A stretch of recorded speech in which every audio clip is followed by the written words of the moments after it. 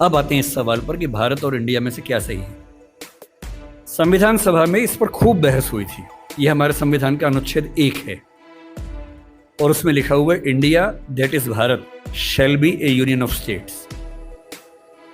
बड़ी इंटरेस्टिंग बात है कि उस समय डिबेट थी कि भारत का नाम भारत रखें या इंडिया रखें। कुछ लोगों ने आर्यव्रत भी कहा, आर्यव्रत कहा, कुछ ने हिंदुस्तान कहा, सब नाम चले।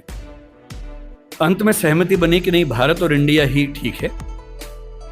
नेहरू जी ने खुल के तो नहीं, पर नेहरू जी के पर्सपेक्टिव से जो बात वहां पर ज्यादा आई वो ये थी कि हमारे संविधान के बनने की प्रक्रिया में जो बहुत सारे एक्ट थे जो अंग्रेजों ने बनाए थे, जैसे इंडिया इंडिपेंडेंस एक्ट 1947 का है, 1935 का एक्ट था, उन सब में इंडिया का इस्तेमाल था।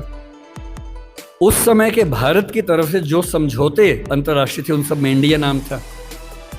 पश्चिम की दुनिया हमें इंडिया के नाम से जानती थी, अमेरिका हो, फ्रांस हो, कोई भी हो, सब इंडिया जानते थे। नेहरू जी का मिजाज जो था वो ये भी था कि हमें ग्लोबल पर्सपेक्टिव में चीज़ों को देखना है, पूरी दुनिया से संवाद करना है, क्योंकि उनकी रुचि अंतर्राष्ट्रीय मुद्दों में ज्यादा थी, बहुत ज्यादा थी। मेरे ख्याल से इन सब वजहों से तय हुआ कि हम अपना नाम इंडिया रखेंगे, पर इंडिया के बराबर महत्व भारत का भी रहेगा। तो लिखा गया India that is Bharat. India जो कि भारत है, राज्यों का एक संघ होगा। 4 दिन पहले की बात है, मैं हॉलैंड में एक टैक्सी में बैठा हुआ था। इंटरेस्टिंग बात सोच के देखिए, टैक्सी का ड्राइवर मोरक्को का रहने वाला था। उसको जैसे ही पता लगा मैं भारत से हूं, उसने मुझसे यही सवाल पूछा। उसने कहा कि यू आर फ्रॉम इंडिया? मैंने कहा yes. We are listening to a debate India और Bharat, what do you think? मैं बड़ा चकित कि ये मोरक्को का आदमी हॉलैंड में रहता है, इसके मन में ये सवाल आ रहा है। तो मैंने कहा कि ये तो राजनीतिक कारणों से हुआ है, लेकिन बात अपने आप में सही है। मैंने कहा जैसे बॉम्बे मुंबई हुआ, मुझे खुशी हुई, क्योंकि मुंबई की आबादी के लिए मुंबई में जो मजा है वो बॉम्बे में नहीं है। बॉम्बे तो अंग्रेजों ने नाम दिया था। कोलकाता को कलकत्ता अंग्रेजों ने किया, तो बंगाल के लोगों ने कोलकाता कर दिया उसको। दिल्ली को दिल्ली के लोगों ने दिल्ली कर दिया, दिल्ली ही बना के रखा हुआ है, DILLI, ये होना चाहिए। कहे कि दिल्ली भाई, हम क्यों दिल्ली बोलेंगे दिल्ली को?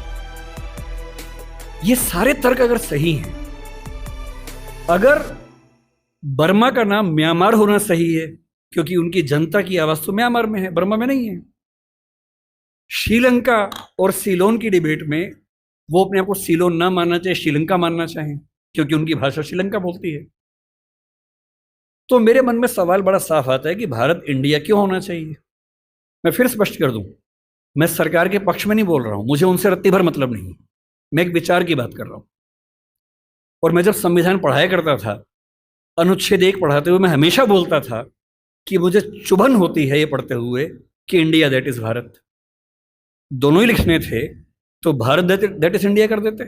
अगर दोनों ही लिखने थे, ठीक है, दोनों रखें, क्या दिक्कत है। इंटरेस्टिंग बात इसके बाद है, मोरक्को के उस ड्राइवर ने उसके बाद पता है क्या कहा, हिंदी में अगर बताऊं, बोले अच्छा अच्छा ये मामला है, अब समझ में आया। फिर बोले कि बड़ी इंटरेस्टिंग बात है, हमारा नाम मोरक्को पड़ गया फ्रेंच लोगों की वजह से। मोरक्को के लोग मोरक्को को मगरिब बोलते हैं। और जब मैं सऊदी अरबिया गया, सऊदी अरब के लोगों ने मुझसे पूछा कहां से आए हो, मैंने कहा मोरक्को। उन्होंने इस भाव से देखा कि मैं पागल हूं, बोले नहीं, मगरिब से आए हो। अगर मगरिब की आबादी खुद को मगरिब कह के खुश है, तो उसे फ्रेंच लोगों की वजह से मोरक्को क्यों कहा जाए?